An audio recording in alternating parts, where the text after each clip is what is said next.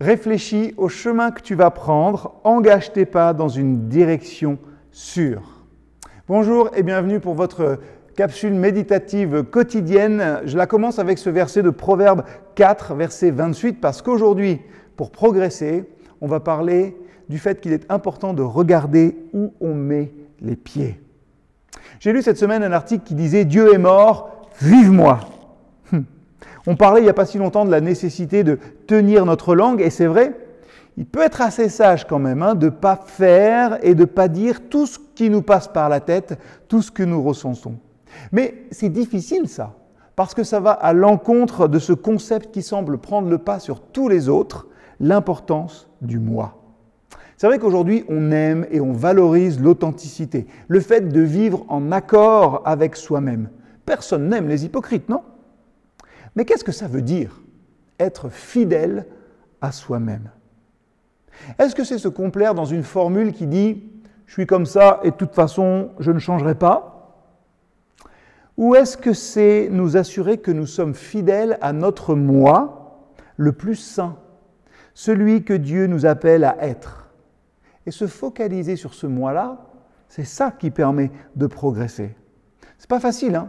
Vous avez sans doute blessé des gens ou des gens vous ont blessé parce qu'ils n'ont pas pris le temps de réfléchir avant de parler ou de préparer ce qu'ils allaient dire, de penser finalement au chemin qu'ils allaient emprunter. Je le relis, le verset d'aujourd'hui nous dit « Réfléchis au chemin que tu vas prendre, engage tes pas dans une direction sûre ». Alors, pour changer un petit peu, je vous propose une mise en pratique de ce verset aujourd'hui. Alors, vous n'avez pas besoin de grand-chose, vous pouvez le faire à peu près n'importe où, un bout de feuille, un post-it, une nappe en papier, que sais-je. Mais vous prenez un bout de papier et vous allez commencer par tracer une croix.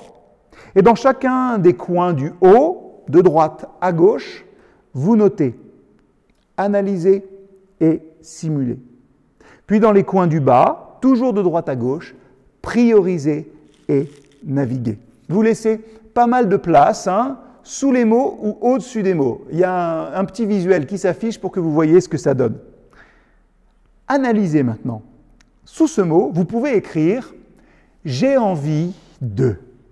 Et vous notez exactement ce que vous voudriez dire ou faire lorsque vous êtes en colère, triste ou parce que vous vous sentez rejeté. Ne fuyez pas vos émotions, ce n'est pas le lieu là.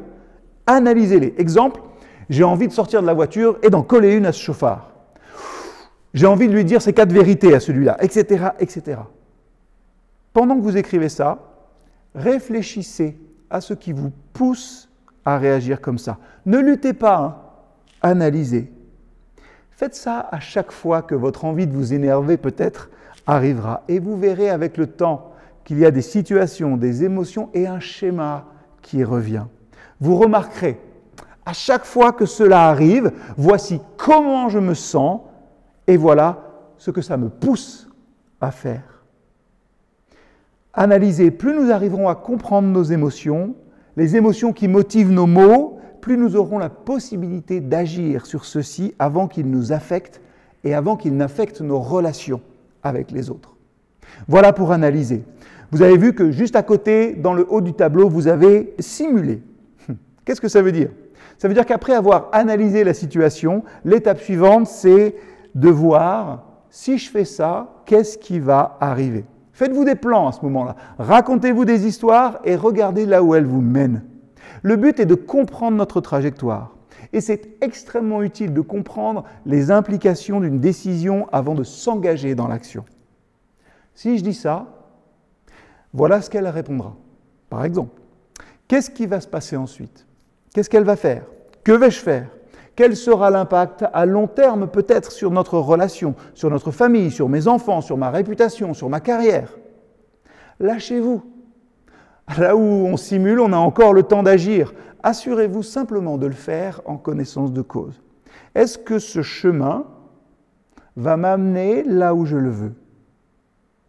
Une personne sage a dit un jour, « Si vous parlez quand vous êtes en colère, vous ferez le meilleur discours que vous regretterez. » Simuler vous permet de reprendre les rênes de vos émotions avant qu'elles vous submergent. 2 premières étapes, analyser, simuler. 3e étape, prioriser. Écrivez là, au-dessus de ce mot, ce que j'aimerais vraiment qu'il arrive. Vous avez envisagé les implications de ce que vous vous apprêtiez à faire à l'étape précédente et vous vous êtes rendu compte que ce n'était pas ce que vous vouliez faire. Maintenant, demandez-vous, si vous deviez créer peut-être la bande dessinée de cette situation, qu'est-ce qu'il y aurait dans la dernière case, là où on veut arriver? Qu'est-ce que ça dit? Est-ce que ça dit « je veux être entendu ». Si je fais ça, c'est parce que je veux être respecté. Si je dis ça, c'est parce que je veux terminer cette soirée de manière agréable. Quand je prends le temps de faire cet exercice, je réalise qu'il y a des choses qui sont plus importantes que ma colère du moment. Même si ça fait du bien de se défouler et de laisser tout sortir sur l'instant, la satisfaction est de courte durée alors que les circonstances, elles, sont beaucoup plus graves et beaucoup plus durables. N'échangez pas ce que vous voulez profondément contre ce qui vous fait du bien sur le moment. Dernière étape, la plus importante, je l'ai appelée « naviguer ». Dans ce dernier quart de votre tableau, vous écrivez ce que je dois faire pour en arriver là. Petit indice, c'est généralement l'exact opposé de ce que vous pensiez faire. L'honnêteté, l'humilité, la vulnérabilité sont généralement des choses à mettre en avant pour avoir, je ne sais pas, l'attention de votre épouse par exemple. Dire calmement à vos parents, à votre sœur peut-être qu'ils vous ont blessé, ça marche généralement mieux que d'enfouir vos sentiments ou que les exprimer de manière agressive. Dire aux personnes avec qui vous êtes en conflit que vous comprenez leur point de vue plutôt que de vous évertuer à penser que votre vision des choses est forcément la meilleure et la plus juste. Proverbe 15, verset 1 dit « Une réponse aimable apaise la colère, mais une parole brutale l'excite. » Vous voyez, la Bible est d'accord. La gentillesse et l'amitié sont plus fortes que la colère et l'agressivité. Se focaliser sur l'endroit où nous voulons arriver nous permet de mieux communiquer. Et on passe moins de temps à essayer de régler des conflits qui auraient pu être évités. Une dernière chose pourrait vous être utile aujourd'hui. Vous vous souvenez de ce que je disais au début? Non, je vous ai perdu déjà. Mais si, nous ferions mieux de nous assurer que nous sommes fidèles à notre moi le plus saint, celui que Dieu nous appelle à être. Posez-vous cette question quand vous sentez la colère poindre. Comment la personne que je voudrais être gérerait cela? Vous trouvez peut-être ça ridicule, mais ça aide. Qu'est-ce que Jérémie voudrait être? Qu'est-ce que Jérémie voudrait faire? Qu'est-ce que le Jérémie que je voudrais être dirait à sa femme, dirait à ses enfants, à ses amis, quand il se sent frustré ou en colère?